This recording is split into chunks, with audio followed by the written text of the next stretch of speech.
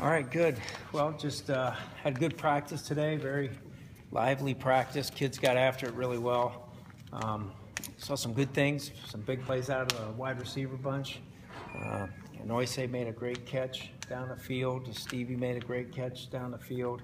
And Custis also, so it was good to see some big plays being made. Defensively had some good hitting going on today, good physical practice, and seeing some good progress, especially with regards to the way they're competing against one another. So a good day's work. With that, any questions?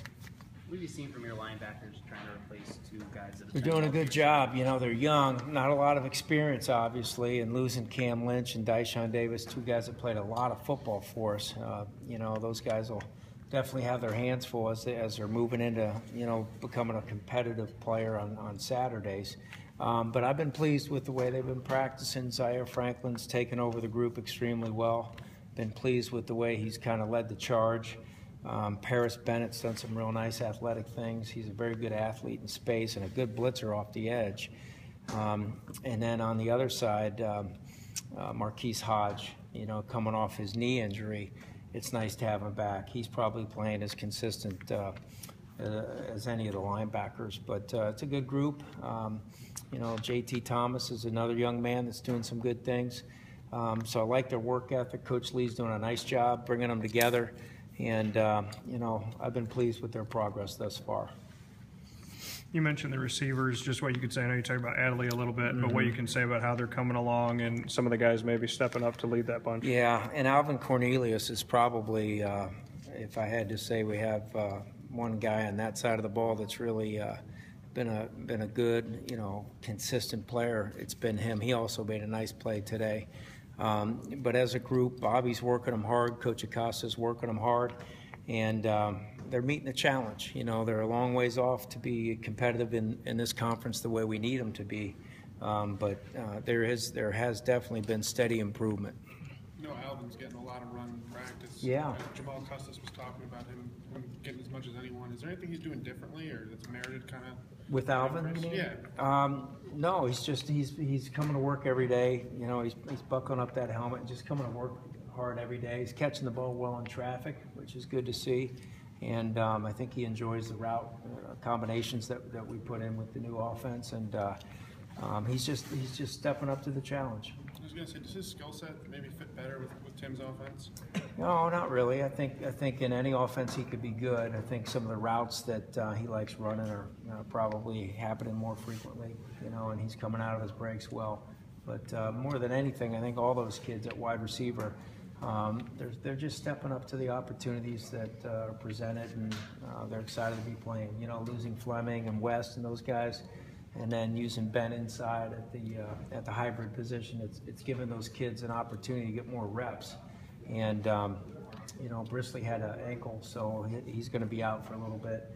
So once again, more reps. And good players, gym rats like reps, so those guys are enjoying getting those plays at practice. Scott, you're going into. We'll take it day by day right now. You're going into year 3 here of your tenure. What's it going to mean to have a new AD coming in at this point in your time here? Sure. Well, I mean, I think for me, we always preach to the kids, and now we have to practice it as coaches, is controlling the controllables, the things that we can't control, you control. And then when you have change, you know, when you have a change agent, you always have to look at the top. And I feel really great about what Chancellor Syverud's doing and some of the moves that he's made. You know, for the program. I mean, more than anyone, he'd be the last person to tell you, but he's the one that got that indoor done. You know, there was a time there where we had a snag, and we had a conversation, and all of a sudden, boom, they're working hard again.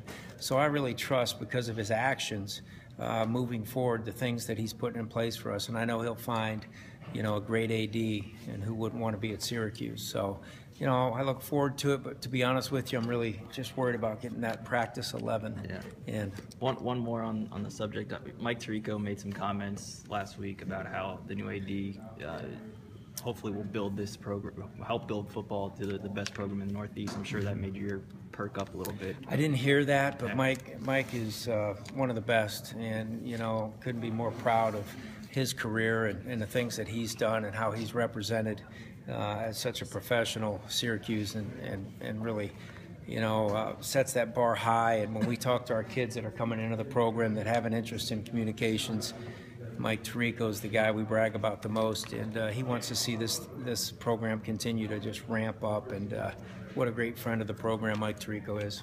What do you see from Kendall Moore in this position change? Well, he's doing a good job. We're trying to get him to gain. He's right over there, trying to get him to gain a pound a week, and that would put him at a pretty good number. He's very athletic, by far the best athlete on the O-line. He's just a little light in the, light in the lower body. That he knows he has to continue to work on those things, and he has. I think he's. Kendall, how much you weigh? 252, he said. So that's probably about 48. Tim's kind of said that in practice he's inch points of all the new plays and everything, but it's kind of been on and off in terms of how they've worked. What are you kind of seeing? Coach Lester? Yeah, sorry, the Coach offense? Lester. Yeah, my mistake. They're working good. Yeah. They really are. The first 4 or 5 days, the look in the huddle with the kids is, what am I doing? Where I have to go? What does that mean again? To break the huddle. And then after we got past really 5 practices, then they were breaking the huddle and going to compete and see who they're going up against. Football is it's an attack and then a react type game, and it's hard to attack if you're thinking while you're getting down in your stance. So we went through the elementary stages of, those first few practices, and now we're to the point where, you can see those guys competing. And we've had some very competitive practices over the last 3 days, and it's ramping up the way you want it to. In Jim Boeheim's press conference about the NCAA stuff, he mentioned the football program and thought the NCAA's punishments were maybe disproportionate given the sanctions. And I know you weren't here when any of the football stuff went down, but I guess what are your thoughts on those comments? Well, for me, Coach Boeheim is a great supporter of our football program, and he's an unbelievable Hall of Fame coach. And I'm just glad he'll be coaching our team next year, and I think they could be pretty damn good. So, all the stuff in the past I really don't look at. Try to stay forward and look at the North rather than the South. And I'm just lucky to be in the same building as Coach Boeheim, to be quite honest with you. Coach, these last couple of weeks before the spring game, is there kind of 1 or 2 things that you and his staff are like, this is what we need to get done, or this has me most concerned? Our focus right now is just taking each day and trying to get better and feel good about what we see on tape after practice. We talk to the kids about living and practicing and playing in the now, and it's all about what am I doing on this play to get better, and then we look at all those plays as pieces, and then you look at the whole once you get through the end of spring ball. We had the luxury of having 6 practices in and then take a break for spring break, let the kids get away, let the coaches hunker down and get in there and just work. And kind of taking the same approach with second half of spring with the 9 practices. And once we finish spring ball, we'll have a couple weeks. Thanks to the new facility, we'll get done earlier than in years past to go ahead and stop, look at it, take a big deep breath, look at where we are and where we want to be, and then cut it loose and then head on down to recruiting. So I've been pleased and just trying to live in the now. Scott, the secondary, obviously not having a guy like Darrell Eskridge, leadership-wise back there, just what you can say about how they've kind of worked together and who's kind of shown up. I know you talked about Cordy a little bit last time. Yeah, they're doing a good job with, practicing and competing well, but we have to move it up a level in understanding the defense and putting ourselves in position to make plays. I think we're 2 steps away from being where we need to be. And as we look at these last 5, we have to try to say, can we get to a point where we finish the spring saying, all right, these guys can play competitively for us, and we're not there yet. So a couple more steps to get to that point and reach kind of the objectives that I see being put in front of them. What's Caton shown you? Caton Samuels is playing really good football. Really, really pleased. Nate, I think I know we've talked before in the past about probably the most difficult position to play at the collegiate level early is defensive tackle, because most of those kids in high school probably were just bigger and stronger and tougher than the kids that are playing, from week to week.